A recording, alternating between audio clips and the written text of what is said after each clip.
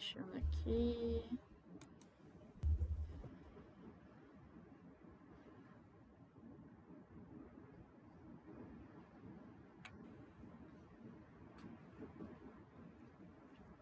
Vitor perguntou aí, Marcelo, se tu tinha cabelo grande antes. Era o Giga que tinha. E agora ele não tem mais. Mas ele não tá mais dando aula. Não, o Marcelo nunca teve. Não, tu não tinha cabelo grande, não, Marcelo. Eu posso estar doendo, mas tu não tinha cabelo grande, não, né? Já tive. Nos meus tempos de juventude já tive. Mas faz tempo. Ah, ele perguntou se tu raspou o cabelo. É, acho que tu raspou o cabelo, não raspou? Sim, faz pouco tempo que eu raspei, tava com o cabelo mais ou menos. Nossa, o meu chat aqui sumiu, sei Ué? lá. Tu Não fechou. consigo. Aqui Sem tem querer, eu como tu apertei nos ocultar. emojis. Tá, bora então, Não, mas gente. vai dar Senão a gente tempo. vai ficar enrolando aqui, né? Falando da vida. Então vamos começar hoje a aula de Renascimento Cultural. Eu tava falando pro Vitor antes que essa aula é meu xodózinho, porque eu gosto muito de Renascimento Cultural, eu gosto muito de arte, de tanto escultura, pintura, arquitetura, né? Quanto músicas também. E, além disso, eu gosto muito de Reforma e Contra-Reforma, porque foi uma das coisas que eu trabalhei no meu TCC, né, que eu fiz, não sei se algumas pessoas já estavam aqui antes, mas eu já falei isso no ano passado, que eu trabalhei com bruxas, bruxaria, caça às bruxas, na Idade Moderna, né, e com a reforma na Escócia, então é também um xodózinho meu falar sobre isso. Claro, a gente não vai falar sobre caça às bruxas, infelizmente, aqui, até porque não temos tempo para falar sobre isso. Mas é uma coisa muito importante, né? Saber o que aconteceu. E a gente vai falar sobre isso mais pra frente. Agora eu estou dando uma introduçãozinha, né? Mas é meu xodózinho. Então, posso falar demais, né, gente? E aí vocês me parem, porque a coisa fica tensa quando começa a falar que eu disparo e vou, né? Então, começamos. Renascimento cultural. E aí a gente volta para a última aula que a gente teve de Idade Média, né? Que a gente falou sobre a crise da Idade Média, sobre a questão das guerras, da peste, né? Da contestação à igreja, da contestação daqueles costumes, daquele momento que está acontecendo na Idade Média. E isso aqui é a continuação disso. Na verdade, o Renascimento ele começa em 1300, a gente vai ver isso depois nas etapas do Renascimento. Mas, então ele já vem desde antes da Idade Moderna, ele vem do começo, do final da Idade Média, como um sintoma e também se retroalimentando com o aumento, com a ascensão da burguesia, né, como vocês lembram, renascimento urbano, renascimento comercial, né, principalmente depois das cruzadas, que tem a expansão pro Mediterrâneo, então essas rotas através do Mediterrâneo são super importantes, né, a rota com o Oriente, para se produzir, então, fervilhar vários burgueses, né? Principalmente na Itália, que a gente vai ver agora, né? A questão dos burgueses italianos, que eles são, então, ali o ponto central do Renascimento na Europa, nesse momento. Normalmente as pessoas tendem a dizer que Renascimento acontece na Itália, só se relaciona à Itália. E tu pensa, Renascimento, Leonardo da Vinci, Michelangelo. Não, na verdade ele acontece em toda a Europa. Claro, com o epicentro na Itália, porque hoje, como eu falei, burguesia, eles estão incentivando essas artes, né? Incentivando, patronando, enfim, como a gente vai falar sobre o mecenato depois. Mas acontece também tanto nos Países Baixos, que a gente vai ver mais pra frente que acontece de forma muito forte, e ali por outros motivos, ali também existia uma burguesia muito forte, mas era uma burguesia diferente, era relacionada ao têxtil, também tinha comércio com outros lugares, mas era uma burguesia diferente. Também na Inglaterra vai acontecer, na França, na região ibérica. Então, acontece em vários lugares. Mas aqui a gente vai focar, né, claro, no epicentro que é a Itália e explicar um pouquinho como foi nessas etapas do Renascimento que dura, então, em torno de 300 anos. E focar, então, em como e por que isso aconteceu naquele momento. O movimento, então, cultural laico, não eclesiástico, né? Racional e científico, inspirado na cultura greco-romana, que se estende do século XIV até o século XVI. Então, a gente falou sobre a contestação que está começando a ser feita, tanto dos leigos, né? Leigos, eu digo, laicos, desculpa, que não tem a ver com a igreja. As universidades estavam começando a contestar esses costumes, porque a igreja, até aquele momento, na Idade Média, como a gente falou na última aula, eles tinham controle de tudo. Eles influenciavam o que tu vestia, o que tu comia, como tu te localizava no templo. A igreja ditava o tempo, isso eu falei na última aula. Eles ditavam toda a tua vida e sempre. Quem tu era, quem tu nascia, quem tu morria. Então, começou-se a contestar o porquê que estava. O porquê. Por que a gente faz o que a gente faz, por que a gente não pode pensar de outra forma, e por que tem essas coisas acontecendo dentro da igreja, como a gente falou da venda de indulgências, da venda de relíquias, que a ostentação, o luxo do clero, né, começou a se levantar dúvidas se eles realmente seguiam o que eles falavam que era, né, tipo, que os servos devem seguir, e eles seguiam também? Não seguiam, acabavam não seguindo. Então começa a se contestar. E nesse momento se cria grandes pensadores, que são os humanistas, e aí tem essa busca de trazer, né, os humanistas. Quando eu digo a gente fala humanista, a gente fala de pessoas que trazem a cultura greco-romana. Existe uma busca de trazer lá da antiguidade esses conceitos de filosofia, de matemática, né, que se tinha na antiguidade para aquele momento na Europa. Então é por isso o Renascimento, né? Renasce o que? Renasce a cultura greco-romana naquele período. Então, a questão da Idade Média, essa Idade das Trevas, vem muito por causa desse pensamento, do pensamento que ali a Idade Média foi só um momento intermediário até o renascimento cultural.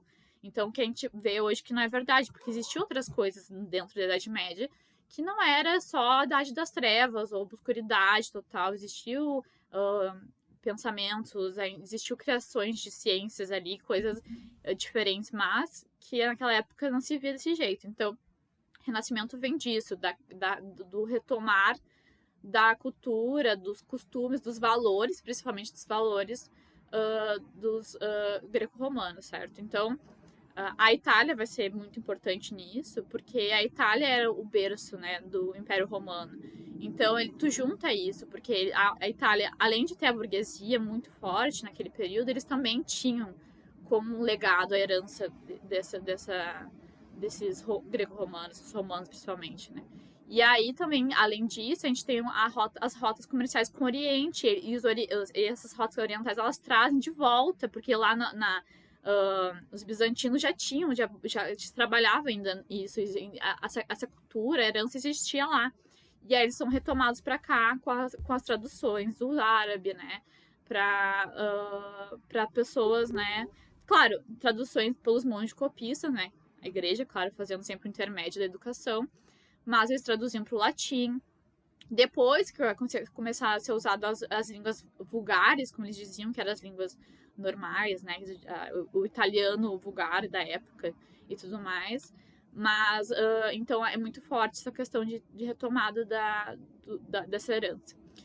O racional científico vem disso também, porque era o que se prezava na cultura greco-romana, a questão da filosofia, isso é muito forte, aí vocês lembram de Aristóteles, né, de Platão e tudo mais, isso é retomado nesse momento.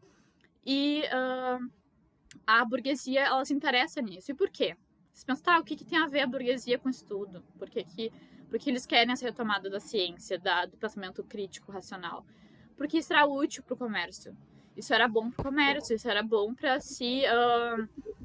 como é que eu posso dizer? Para não ter maior lucro, mas que isso aumentava a produtividade, isso aumentava questões de comércio, enfim, a matemática por si só, ela é ótima para questão de comércio. Então, isso tudo era benéfico para a burguesia, porque na verdade eles estavam tirando vantagem disso, isso era perfeito. Então, sim, a burguesia se interessava pelo progresso da ciência naquele momento. Vou tomar um pouquinho de água, tá, gente? Então, se tem uma guinada aqui do homem sendo o centro.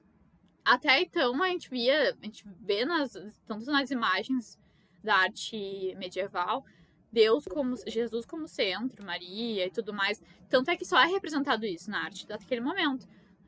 Era Jesus, tanto que a gente fala que a Idade Média ela é uma Idade Média antropocentrista. Desculpa, antropocentrista não. Ai, meu Deus, esqueci a palavra, me ajuda, Marcelo. Teocentrista. Teocentrista, olha, esqueci teocentrista aqui. Então é Deus como centro do teu cotidiano, da tua vida, tudo era Deus. Tudo. Tudo se voltava para Deus. Tu dedicava, tu venerava aquelas imagens. Então, sistema guinada total, assim, 180, porque não, na verdade, o homem, claro, e aí não que existe uma ruptura aqui não, a igreja não existe mais aqui, a igreja não foi escanteada, a igreja perdeu toda a influência. Não, a igreja continua sendo muito influente no Nascimento. Tanto é que eles são os que estão patrocinando essas artes, certo? Não é que existe que existe assim um rebaixamento total da igreja católica, não. Mas o homem, ele é uma imagem perfeita de Deus. Ele é a imagem perfeita, então eles falam, não, a gente tem que se colocar como a imagem perfeita de Deus, nós somos o centro disso. Então, eles começam a se colocar como centro, né? O ser racional, o ser perfeito daquela natureza. Então, começar a prezar por coisas que, né, remetem para nós mesmos, que é o materialismo, a vida imaterial, e também isso é uma ótima coisa para a burguesia, a vida material, né, gente? Gastar dinheiro, gastar coisa com luxo. O individualismo, o pensamento em si, também é ótimo, burguesia, né? O hedonismo, o que é o hedonismo? A vida é o prazer. Tipo, tu vive pra ter prazer, pra sentir prazer. Então, isso tudo é um combo perfeito pra burguesia, né? Então, viver do prazer materialista, individualista, é um dos conceitos básicos para que o comércio seja assim, principalmente o comércio de luxo naquela época. Então, eram características que iam contra o dogma da Igreja Católica. A Igreja Católica, ela falava, não, como assim? Luxo não pode. Apesar de eles estarem vivendo no luxo, né? Mas os comuns, não pode, que isso, viver no luxo. Tem que viver como Deus quer que você viva. E não era isso, né? Como eles viviam. Mas então, isso começa a mudar naquele momento. Eu acho que... Tu quer falar alguma coisa? Marcelo, me interrompa, pelo amor de Deus. Eu vou falando aqui e eu vou perdão da... Não, eu acho que pode seguir. Só queria complementar mesmo que a Julien já deixou, acho que bem claro, né, gente? Eu não sei quem que deu Idade Média para vocês, mas possivelmente os professores comentaram que esse termo Idade das Trevas é um termo muito errado, porque é um termo que ele foi colocado justamente por esse pessoal renascentista que acreditava que a Idade Média era a idade entre a Antiguidade e o período renascentista, né? Mas acontece que os primeiros renascentistas mesmos, como a Julien comentou, eles eram sujeitos medievais. Eles eram sujeitos que nasceram ali por volta de 1300 e que, pela cronologia que a gente coloca, eram sujeitos medievais. E todas essas transformações que a gente coloca como períodos de marcação e de transformação, eles não são uma coisa que tu nasce servo e tu vai dormir, tu acorda servo fazendo uma pintura sem perspectiva e tu vai dormir um humanista fazendo uma pintura muito bem elaborada com perspectiva 3D, sabe? São processos lentos. Então, tem até, inclusive, um livro que é o Outono na Idade Média, de um autor que ele vai defender que o Renascimento, ele é, na verdade, a continuação da Idade Média e não necessariamente uma ruptura muito grande. Mas, hoje em dia, a gente analisando, a gente pode ver que esse período, ele foi caracterizado por grandes transformações. A gente vê, por exemplo, a questão do humanismo, a questão do individualismo, todas essas questões vinculadas à laicidade, fora de um conhecimento somente vinculado à igreja, ele vai ser muito importante para esse movimento, tá, gente?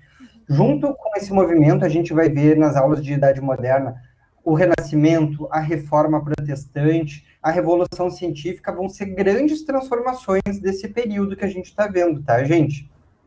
Uma outra questão, só para terminar, é que o humanismo, por exemplo, ele era uma matéria que ela era vista nas universidades medievais.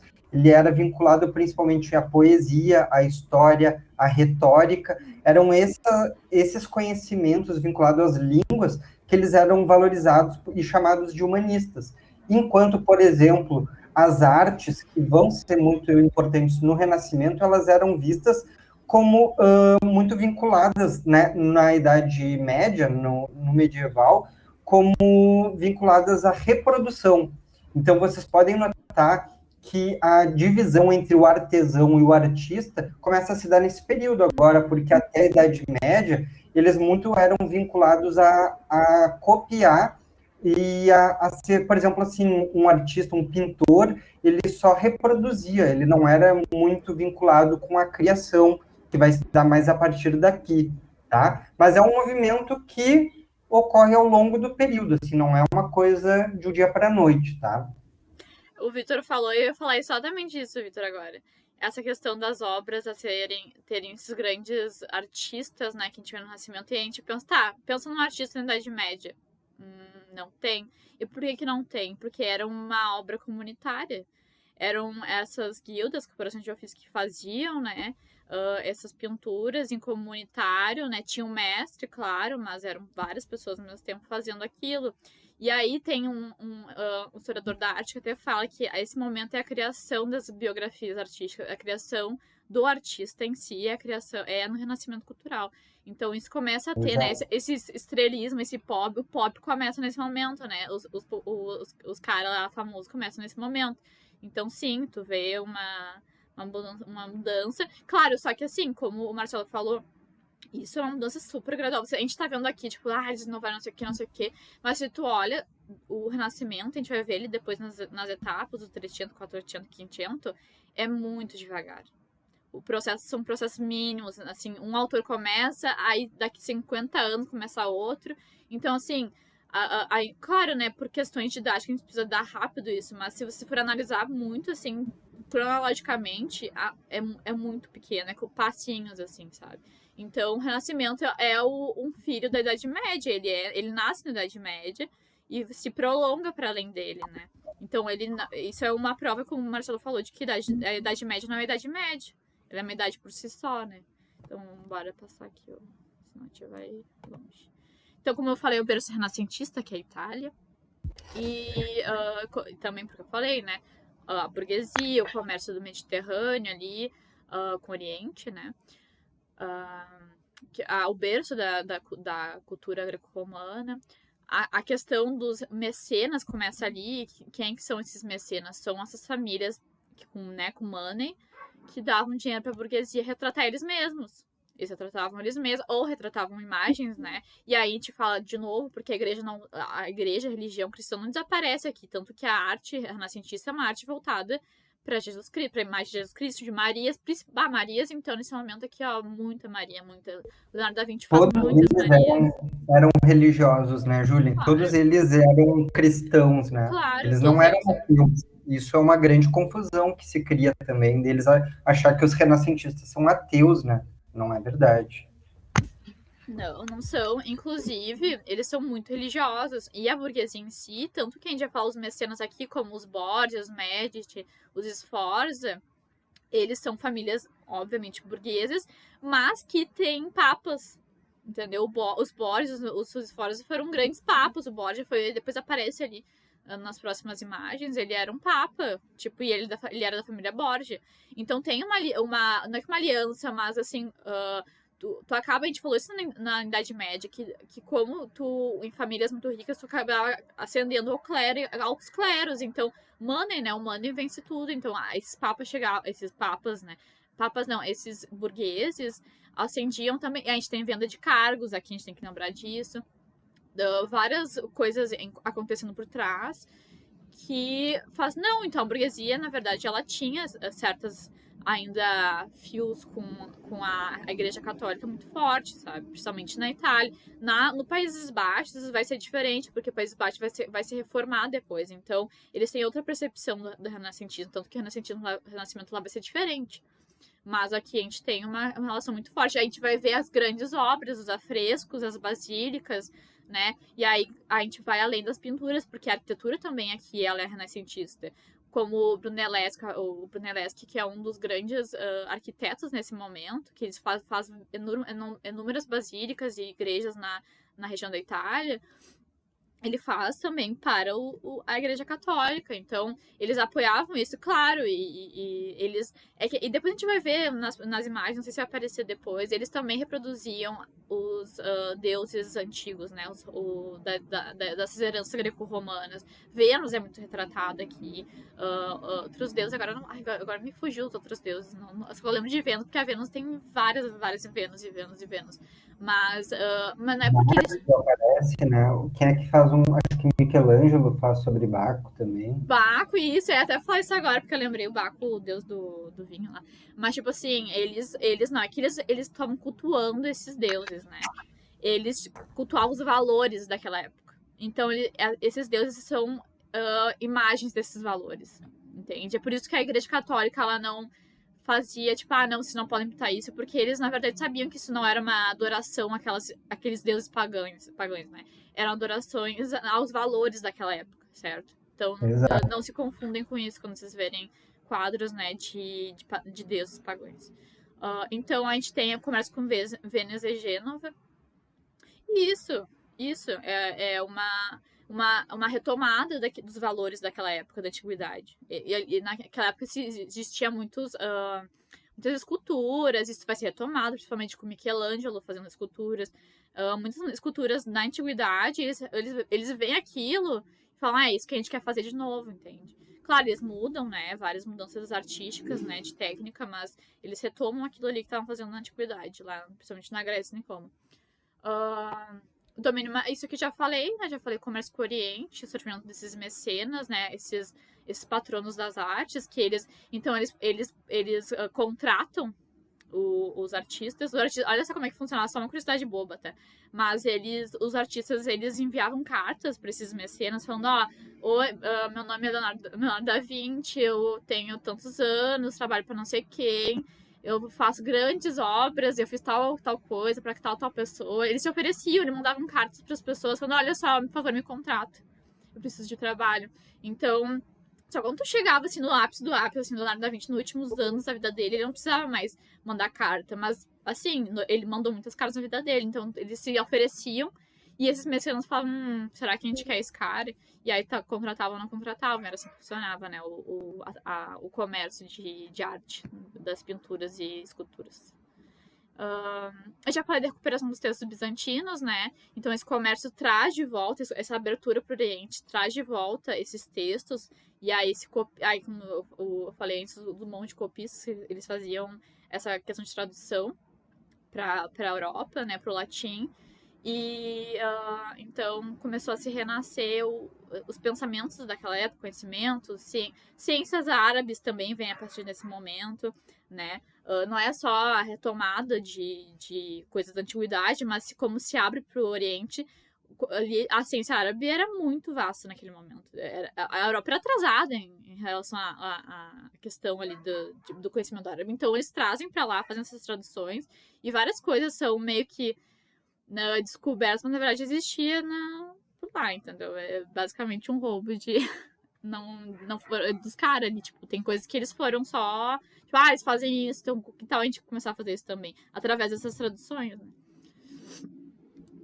Os árabes foram muito importantes nisso, e uma outra questão também é esses bizantinos, muitos estavam já vindo por causa das levas dos turcos que estavam tomando Constantinopla, né, que estavam tomando o Império Bizantino, e vinham para a Europa Ocidental com o conhecimento do grego, que tinha traduções importantes dos filósofos antigos gregos, tinham traduções importantes do latim, que na Europa, na época, era falado de uma maneira mais rude, na época medieval, do que o latim clássico, que esse pessoal do Renascimento vai buscar estudar mesmo e voltar a trazer o latim clássico da antiguidade. É até engraçado e curioso, né? Porque um movimento que se diz renovador, buscando numa língua bem antiga esses conhecimentos.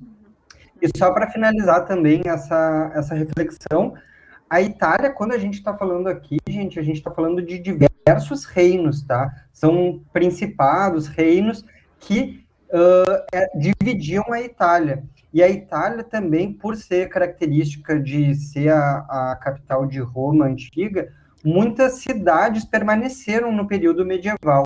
E essas cidades que permaneceram, elas vão duelar entre si, vão ser rivais muitas vezes, onde quem comanda essas cidades vão ser grandes mercadores, os burgueses, como a Julien comentou, e essa arte renascentista vai ser muito disputada por esse pessoal. Então, vai ser encomendada também pelos príncipes, pelos ducados, pelos duques, que buscavam duelar a partir também dessas artes. Sabe? Então, muitos eram encomendados. Sim, eles faziam disputa de ostentação para ver qual que era o burguês que tinha mais pintura em sua casa e qual que tinha o arquiteto fulano e qual que não sei o que. Então era literalmente uma disputa de egos ali da burguesia, né? Quem ostenta mais que ganha.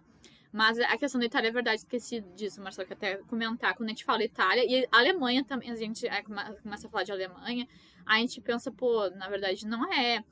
A Itália era totalmente fragmentada, a Alemanha também era, tanto que elas só vão se tornar países, estados por si só, lá no século XIX.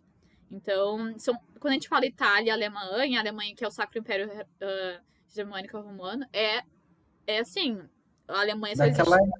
naquela época. Exatamente. Mais ou menos aquele território ali, a configuração daquele território, certo? Então, só para facilitar vocês lembrarem do espaço geográfico, tá? Então, as etapas do Renascimento italiano. E aí, como eu falei, né? Não foi, tipo assim, em 50 anos, em 100 anos que acontece. Demora 300 anos ou mais, assim, tipo... Porque tem lugares que vai até mais tarde. A Holanda, ela vai até um pouco depois. Então, o Trecento, que é o começo dessa mudança, né? Na pintura, a gente tem o Giotto, que o Giotto é o cara que fala assim, eu acho que dá pra botar uma perspectiva aqui, né? Dá pra fazer uma coisa mais parecida com a realidade aqui.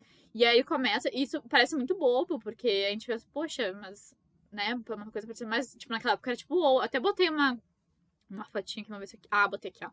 Artes do medieval, era assim, que era as artes no medievo, era coisas em 2D, tipo, como se estivesse na parede, assim, tipo, a pessoa estivesse aqui, assim. E sem perspectiva, cores muito básicas, né? Um desenho muito simplório. Os vitrais também eram bem simplórios. Porque, na verdade, isso também era uma escolha artística deles. Não é porque eles não sabiam pintar. Não é porque, tipo, não, esses caras aí, eles não tinham técnica. Não, eles sabiam pintar, eles sabiam desenhar. Só que era porque a igreja pedia que fosse assim. E por que se pedia que fosse assim? Porque uma coisa que tinha também na igreja é que tu não podia representar muito fielmente as coisas, muito humanamente, porque isso era meio que um pecado, uma heresia representar fielmente as pinturas. Então tu tinha que meio que... Porque, agora me fugiu o motivo, mas... eu não consigo lembrar. Depois eu trago pra vocês. Mas era isso, era porque eles não podiam reproduzir fiel. Isso era um pecado. Era uma heresia, isso ia contra o que Deus pregava e tal, Bíblia, etc. Então, tu não podia. Então, não era porque eles eram, sei lá, incapazes, é porque eles eram assim que era feito. E também não se sabe quem que fez isso aqui. Sabe onde tá, mas não sabe quem fez, porque era comunitário, certo? Isso muda depois no Renascimento. Então, Giotto, então a gente já tem o nome de alguém aqui, que era um mestre na época, né? Ele tinha seus alunos e tudo mais, mas esqueci como é que é o nome é o mestre... O mestre e o aprendiz. O aprendiz. É que tem os jornaleiros também, que eram as pessoas que começavam a aprender. Mas o Giotto, então, ele começa a questão da perspectiva ali. E aí a gente também vai para outro ponto do Renascimento, que não é só pintura, que também é literatura. E claro, a gente vai falar aqui bem brevemente, provavelmente vocês possam estar vendo isso em literatura e tudo mais. O Dante Alighieri com a Divina Comédia, que é uma questão... Aí a gente foge da literatura que era voltada para a igreja. Claro, ainda tem aqui, isso aqui fala sobre preceitos religiosos, ideias religiosas, mas aqui ele dá uma modificada, tipo, porque o personagem é um protagonista, e aí tem toda uma questão... Aqui também acho que tem uma obra, eu vou até passar pra frente, do Dante Alighieri, do Boccaccio, do Decameron. Deixa eu passar aqui pra vocês verem. É um momento, por exemplo, gente, onde ele vai conseguir descrever, talvez uma das primeiras descrições do inferno. Ali ele coloca... Isso, ali tá até atrás aqui, ó, vocês estão vendo? o inferno em camadas, né? Os andares do inferno. Aham, sim, exatamente. Exatamente. Por isso que a gente aqui Olha só só, tá dando uma. o conhecimento é interligado, né? É tudo interligado. A gente só quer, tipo, mostrar pra vocês, né? O Decameron também do Boccaccio, representado pelo. Deixa eu ver uma coisa.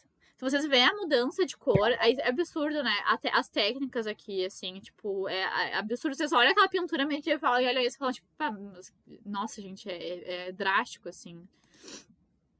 Que a gente. Falando. O Voltando. Decameron era feito na época da peste negra, né? Isso, 1300 isso. e pouco, Uhum. acontecendo a peste negra na metade do século. Isso, foi por causa disso. Tanto é que eu me confundo um pouco com. A gente fala do Petrarca depois, que também é no mesmo momento da peste negra, e ele perde um monte de gente durante a peste, inclusive a amada dele, a Laura. Ele perde. Deixa eu ver se aparece aqui, peraí. Deixa eu ver se aparece aqui. Aqui é o Petrarca, eu vou escrever aqui. Ele era um humanista, ele é o pai do humanismo, né? Dizem, algumas pessoas falam, é o pai do humanismo. Mas é que ele começa, né? Ele se refugia lá, depois que morre um monte de gente, a mulher dele morre. E aí ele se refugia num lugar, e aí ele começa, tipo, num lugar bem natureza, assim. E aí ele começa, tipo, a escrever sonetos, né? Uma coisa muito voltada pra uma coisa interna de dor, de morte, etc. Que é uma coisa que não era comum no momento. Então, existe, assim, uma mudança, né, de visão literária aqui com esses homens. Inclusive, o Dante e eu acho que é o Boccaccio que fala, eles escrevem em italiano vulgar, que é uma coisa que não se fazia, era latim naquele momento, eles não escreviam em outras línguas. E aí eles começam a escrever em língua, né, popular, digamos assim. Então isso também é uma coisa muito, muito incomum que começa a ser feito naquele momento. No 400, então, isso em 1300. É, 1300. Então, lembra, 300, 1300. 300 é porque é italiano, né? 400, então, no século XV, em 1400. E aí, existem controvérsias, porque entre o 400 e o 500, porque tem gente que fala que aqui é o ápice do renascimento cultural, do renascimento italiano. E tem gente que fala que é 500. Na minha humilde opinião, eu acho que é o 400, porque, tipo, a gente tem um dos maiores pintores, escultores não, desculpa, porque ele não é escultor, ele é tudo menos escultor, porque ele odeia escultores, inclusive, Leonardo da Vinci. Mas ele foi a personificação do Renascimento, que é o Leonardo da Vinci. Além de, tipo, ele ser um gênio em todas as áreas que ele se propunha a ser, era o que se pensava do homem que se queria de um homem no Renascimento. Era o Leonardo da Vinci, ia saber de tudo. Só ter todos os conhecimentos possíveis. E aí, quando eu falo homem, normalmente as pessoas tendem, né, a falar, o homem é humanidade e tal. Mas é que eu digo homem aqui porque literalmente o homem era um homem. Porque não se pensava em mulher nesse momento. Tipo, a mulher tem que estudar e tudo mais, não. Não se pensava. Então, quando eu falo homem, é porque realmente era o homem que eles queriam, um modelo de homem, e era o Leonardo da Vinci. Então, o Leonardo da Vinci foi um dos grandes pensadores também, porque ele desenhou, porque ele fez várias coisas ao mesmo tempo. Inclusive, tem déficit de atenção, coitado, né? Porque ele fazia muitas coisas ao mesmo tempo. E realmente ele tem, gente. Ele tem déficit de atenção, dizem, né, que tem. Mas junto com o Masaccio e o Botticelli, ele inovou coisas. A perspectiva, então, ela é a perspectiva, a reprodução humana, a reprodução do corpo humano. A partir dali é absurdo. Aí vocês veem pelas obras dele até o Homem Vitruviano, que é que o cara que tá assim, né, com vários, né, que é o estudo dele de anatomia. Ele fazia tudo na surdina, porque a igreja não permitia que se estudasse anatomia, se abrisse corpos humanos, porque isso também era heresia, abrir corpos, né, tu tava... como é que é? Eu esqueci, mas é a questão de ser meio que pecado, não poder abrir os corpos, né? Depois que se começa a fazer a dissecação, até aquele momento não se abria corpo de um morto. Começa provavelmente na reforma, você começa a pensar, não, mas dá pra fazer isso, é de boa, e aí começa a se fazer.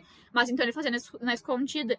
O Michelangelo, inclusive, que vem no Cinquecento, pra você ter uma noção, tá? O Michelangelo e o Leonardo da Vinci, eles viveram em conjunto, tipo, tanto que eles se odiavam, mas eles compartilhavam de estudos, assim, tipo, principalmente estudo do homem. Michelangelo foi, acho que um dos mestres nisso, tanto que a gente vê em Davi, com a estátua de Davi lá na Itália, que é uma perfeição, assim, meu sonho é ver aquilo ali, porque os músculos são perfeitos, ele fez um estudo muito, até uma coisa que eu acho absurdo que ele faz, não é do Davi, é outro que ele faz de um cara que ele tá com a mão assim, levantada, e tem um músculo levantado, que esse músculo só aparece quando tu levanta esse dedo.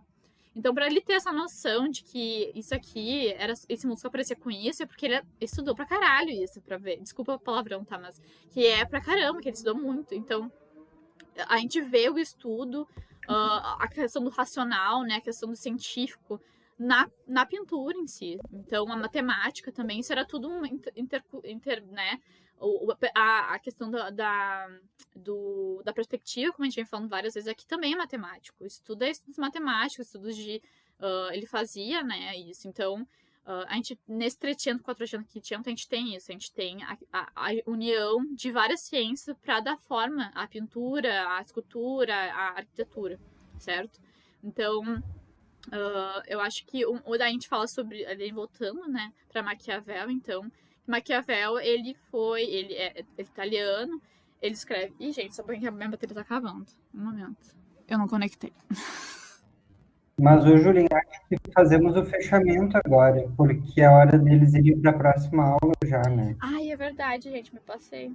É verdade. Então, fica essas etapas aqui, eu acho, gente, para a gente terminar hoje, dizendo para vocês que esse é um processo longo, né? Mas que na próxima aula a gente dá continuidade daí, tá? Isso, gente, muito obrigada. Por favor, me interrompam, falem, perguntem na próxima aula, tá? A gente tem aí na próxima aula, então, absolutismo, a gente vai trabalhar com terminar, renascimento, reforma, revolução científica e absolutismo depois né, se der certo na próxima aula ou na aula da semana que vem, tá? Muito obrigada.